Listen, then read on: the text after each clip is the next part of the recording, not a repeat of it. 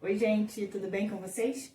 Vamos aprender um pouquinho sobre como os seres vivos precisam interagir entre si para viver em um ambiente. Nós aprendemos, por exemplo, sobre a alimentação, que as plantas precisam do ar, da água e da luz do sol para produzir seu próprio alimento. Os animais precisam se alimentar de outros seres vivos, se alimentam de plantas ou de outros animais. E existem até os seres decompositores, como os fungos, que precisam decompor os restos dos outros seres vivos para produzir o próprio alimento e sobreviver no meio ambiente. Bem, esse conjunto de seres vivos que interagem entre si e que interagem também com seres não vivos, por exemplo, como o exemplo das plantas, as plantas são seres vivos, elas interagem com seres não vivos para produzir o seu alimento. O ar, a água e a luz do sol são exemplos de seres não vivos. O solo também é um exemplo de ser não vivo. Os outros animais também interagem com seres não vivos, interagem com o solo, interagem com o ar, com a luz do sol, né? Para produzir o seu alimento e para sobreviver dentro do ambiente.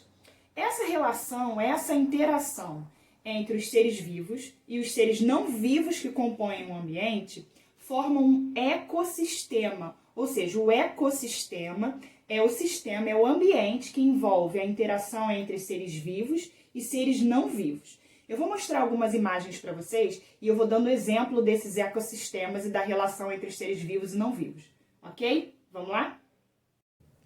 Bem, pessoal, observando essas imagens aí, podemos perceber que os seres vivos e não vivos estão bastante interligados.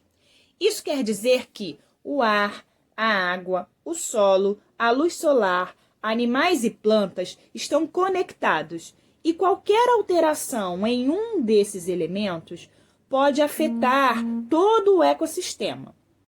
Vendo aí a parte 1 da nossa imagem, nós podemos imaginar que a água presente no solo, nos rios, nos mares e até na transpiração dos seres vivos, ela é eliminada em forma de vapor no ambiente. Já na parte 2 da nossa imagem, nós podemos ver que o vapor de água que foi eliminado, ele irá se condensar e formar nuvens que vão dar origem às chuvas que vão renovar a água desse ambiente. Na terceira parte da nossa imagem, podemos perceber que aconteceu uma alteração no ambiente. Pela redução da quantidade de árvores, essa alteração foi o desmatamento. O desmatamento provavelmente diminuiu a quantidade de vapor de água no ambiente e a quantidade de chuvas nesse lugar. Diminuindo a quantidade de chuvas, o clima foi completamente alterado e muitos animais e plantas que não conseguiram se adaptar a esse novo clima morreram, alterando completamente esse ecossistema. Um ecossistema pode abranger uma área enorme como a de uma floresta e pode ser bem complexo, dependendo do número de seres vivos que interagem nesse ambiente. O mar também é um exemplo de um grande ecossistema, pelo tamanho do espaço que ele ocupa e pela quantidade de seres vivos interagindo.